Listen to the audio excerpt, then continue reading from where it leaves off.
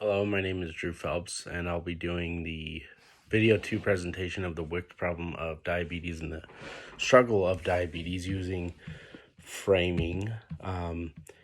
I plan to use the power frame approach to this problem because it's a struggle of basically power between the government and the insulin companies of pure greed and reliance on charging the prices for insulin that they do and the diabetes supplies that they do because they can. There are a lot of power struggles in the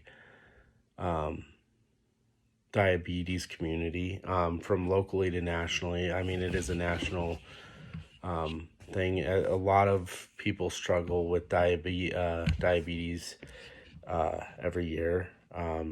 There's new diagnoses for people who have or come across diabetes. I was 20 years old when I ended up finding out that I was a type 1 diabetic. And along with diabetes, the risk factors or the complications, from the disease, I mean, it can lead to heart and valve disease, nerve damage, kidney damage, eye damage, foot damage, skin and mouth conditions, and for women, it can cause pregnancy damage, and that's according to the MayoClinic.com. There's a couple articles that I came across as well. One's from Type 1 International, stating why the companies charge so much and insulin so high. There's no generic insulin because there's still patents out there, and with prescriptions there's supposed to be a limit on patents, but they keep coming out with the new patents. They say the patents have changed, and that's why they are able to have such a grasp on how much it cost. And also, according to the Type 1 International website, there's 3 reasons why, there's only 3 companies that control 90% of global insulin, and that's Eli Lilly, Novo Nordisk, and Sanofi.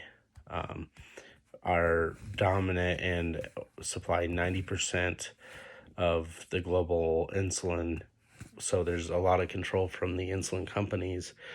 And states like Colorado have put a cap on insulin for $100 for a copay, which is a good start, but it's still not solving the issue of why medical supplies are so expensive. And like CGMs, for example, which is a continuous glucose monitor, is still not covered by things like Medicaid and stuff, which they don't consider necessity, which I think it very much is.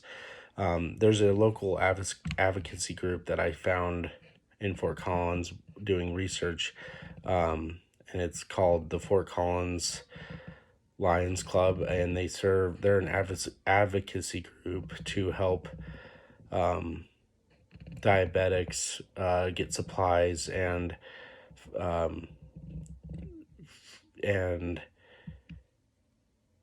glucose monitors and stuff. And it's a advocacy group to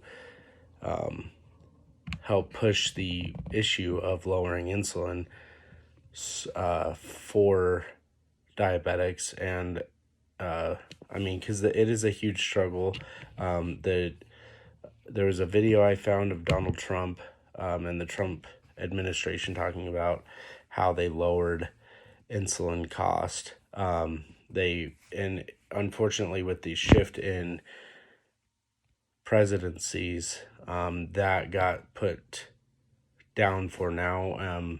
It got appealed, I guess, by the Biden administration, so it could still be a working progress, but there's still a lot of work to be done. And locally, with this Fort Collins Lions Club, I think there's a lot of advocacy that can be pushed, and a lot of steps in the right direction to make insulin cheaper and more affordable, and not just insulin, but diabetic supplies in general, to help solve the issue of how people are struggling. A lot of people struggle with the cost, and it is very expensive for insulin cost, and it can cost up to,